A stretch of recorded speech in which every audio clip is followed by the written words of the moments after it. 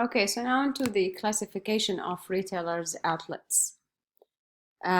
We've got the types, that's the types of outlets that are considered retailers. So you've got department stores such as farmers, you've got your supermarkets, the cash and carry or wholesalers, and you've got the specialty ones and pharmacy or chemist, and then you've got convenience stores. The specialty ones are stores such as the nutrition shop that sells only one type of a product. So multiple brands, different items, but the type is nutritions. So they might sell you supplements, protein powders, shakes to get nutritions out of them.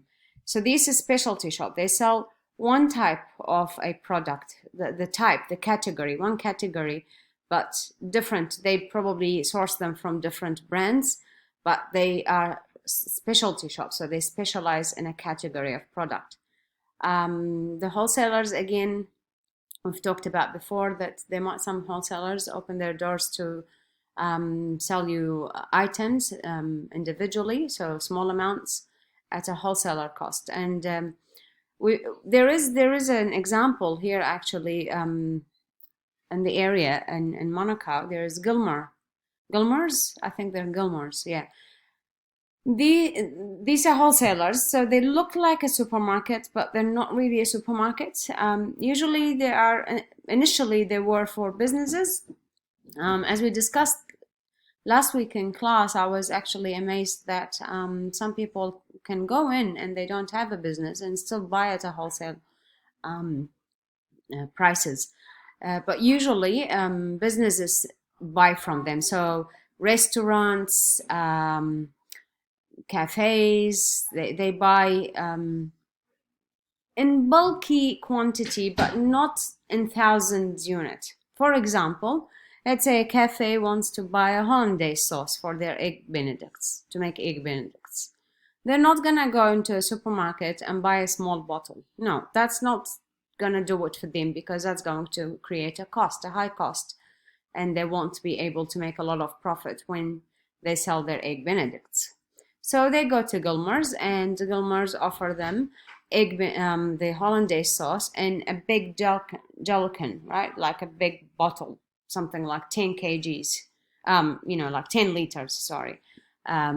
Big, huge bottle that they can use for their egg benedicts, because they consume that amount easily, maybe within 3-4 days or even in a week. Now they want to buy this at a wholesale price, and so this wholesaler, Gilmore's, they obtain it from the manufacturers straight away, and they sell it straight to the consumer without a retailer, because they've got their own shop to sell.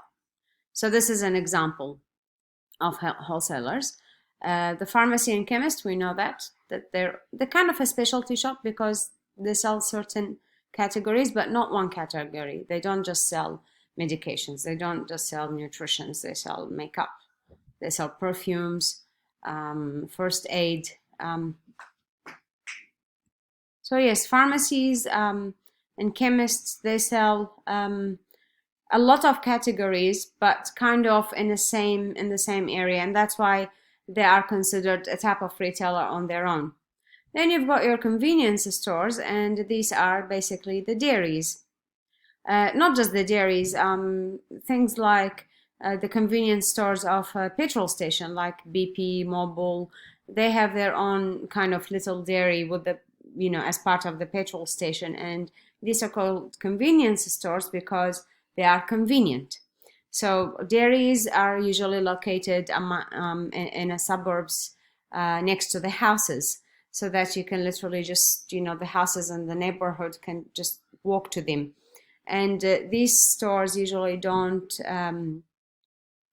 have to abide by the public holidays, so they can open during public holidays, whereas supermarkets usually in certain public holidays like Easter and so on, they don't open up. But the convenience stores, they do.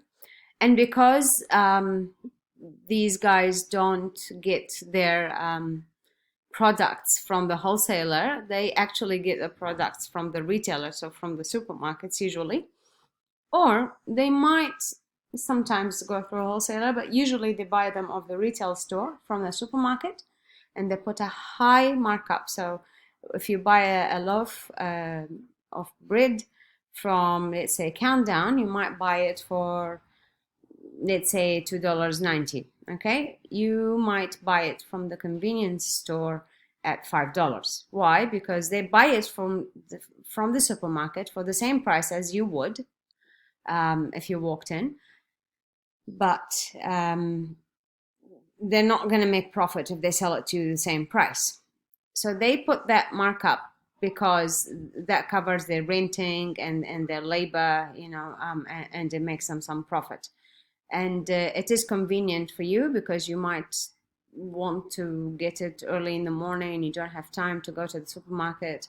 Then you just make a small walk to the dairy and get it. So it's convenient. And so what you're paying really is the convenience cost because it's a convenient store next to your door or in your neighborhood. So you don't have to travel further. That's why they're called convenience stores. Now, in your booklet, there are deeper explanations about each of these types of retailers. I encourage you, once you have the booklet, I encourage you to actually read them and maybe go online and watch videos about them if you are in doubt, and you can always ask me, of course. I will ask Emma to provide you with my email address so you can actually email me. I don't mind if you do. You can text me. I'll give her my phone number as well. There all these details are on Canvas, but since you don't have access to it, then it's not doable at the moment. So I'm going to ask Emma to do that for you. You've got discount stores, and these are stores that sell items at a lower price than the department store. So we're talking, it could be the warehouse, it could be Kmart, and also your $2 shop. Well, they don't always sell stuff for $2, but they call them discount stores because they offer items at lower cost. Usually you will find items that are non-branded in these kind of stores. So they're manufactured by plants that don't spend a lot of money on branding their items. Usually they are cheaper quality as well, so they're probably not the best quality that you can get, but they're convenient, and perhaps the product that you want, you don't really care about the quality, but you're not happy to pay big price for it, so you resort to going to discount stores. Now, obviously, Kmart and Warehouse do sell some brands, but again, they do have some generic brands that are not that of a high quality, so they kind of have both. So they're kind of in between department stores and the discount stores. They lie in between there.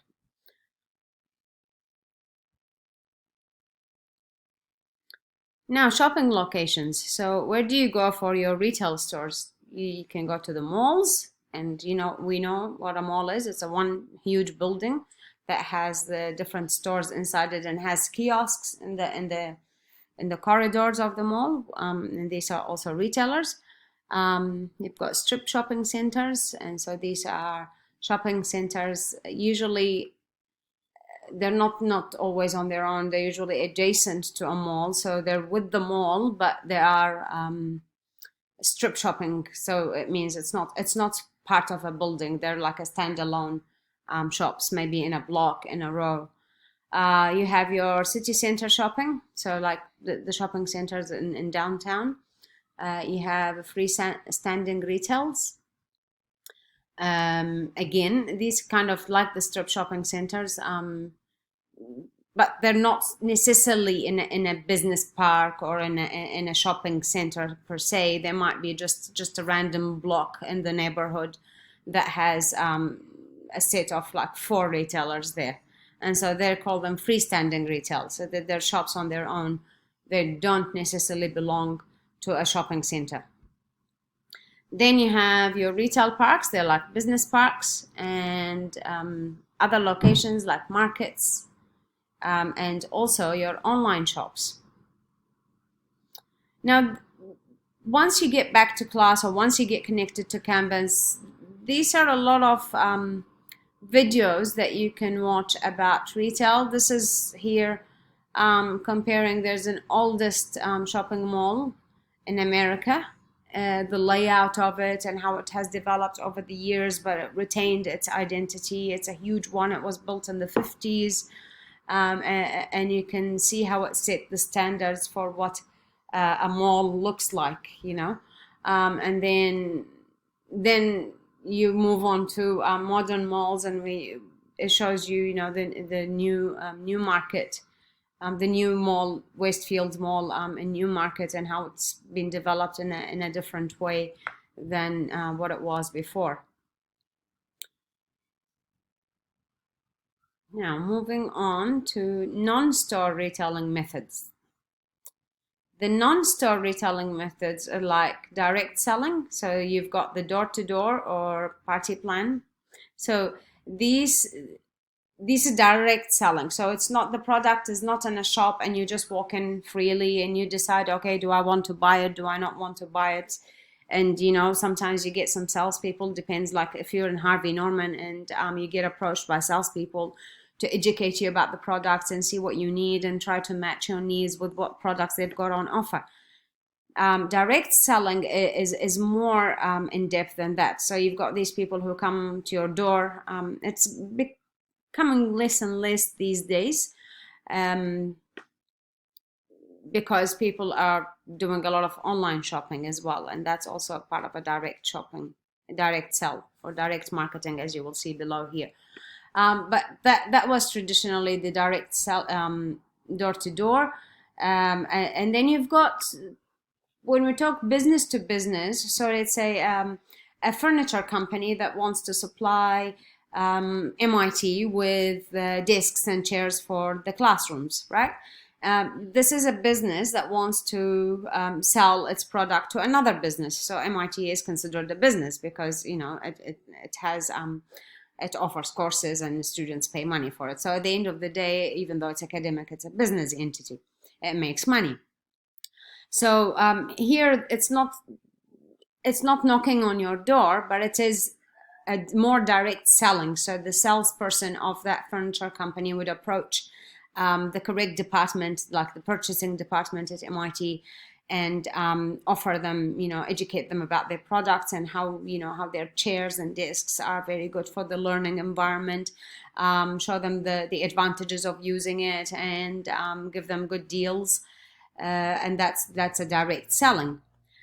This is a very old-fashioned way, the party plan. You know, in the past, people held some parties, and during the parties they would offer, like they would exhibit the products and talk about it, and try to gain interest from the people attending the party. I have attended about 2 of those actually in my lifetime. There was a lady that sells pearls, and what she did is she came to my friend and said, how about I give you a commission, I use your contacts, I use your home. If you make like a tea party where we give teas and cupcakes and things like that, and then during the tea party I would put my pearls out for display and talk about it and try to get the ladies to buy it. So that's kind of a party, but it's a direct sell in a more relaxed kind of environment. But that's also, these days, it's kind of dying. It's not so prominent as it used to be. There's also similar thing for Tupperware, like, like your containers. And usually these things happen for ladies. Not to say that men don't do it. They do it on a different type of products as well. They might go, for golf and exhibit something when they're having, a break or so. So in the next video, I will also explain about the direct marketing and online selling.